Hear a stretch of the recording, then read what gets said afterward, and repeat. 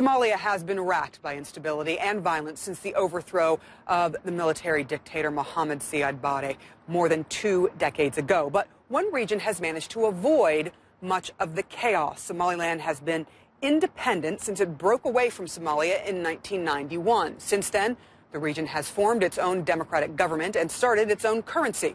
Somaliland's biggest industry is selling livestock mainly to Arab countries, but the region's economy is also dependent on money sent home from migrants who are working overseas. Despite being independent from Somalia, the international community still does not recognize Somaliland as a sovereign state.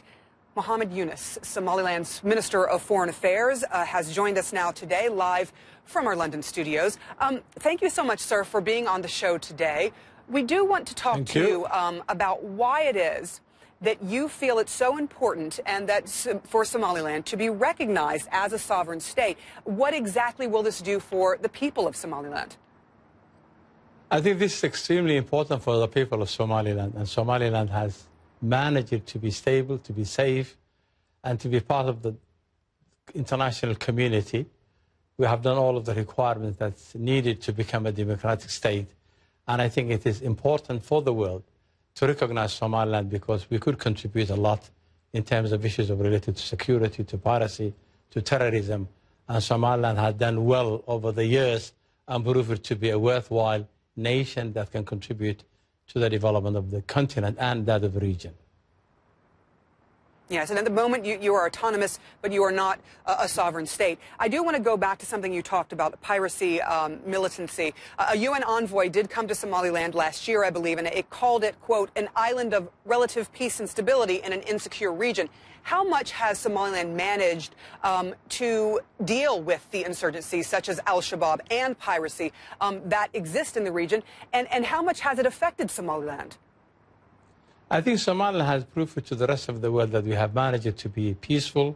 We have managed to ensure that the Shabaab and those others who are doing bad things do not come to our territory. We are actually contributing to the safety and security of Ethiopia and Somalia and Djibouti. And I think we have managed under the circumstances to be on our own, to be independent, and to do the best that we can to ensure that the rest of the world listens to us and ensures that we are an independent state and accept our recognition. In the meantime, we are having the talks with Somalia, which we hope that will reach to a peaceful divorce between us and Somalia, and we are looking forward to be a member of the international community very soon.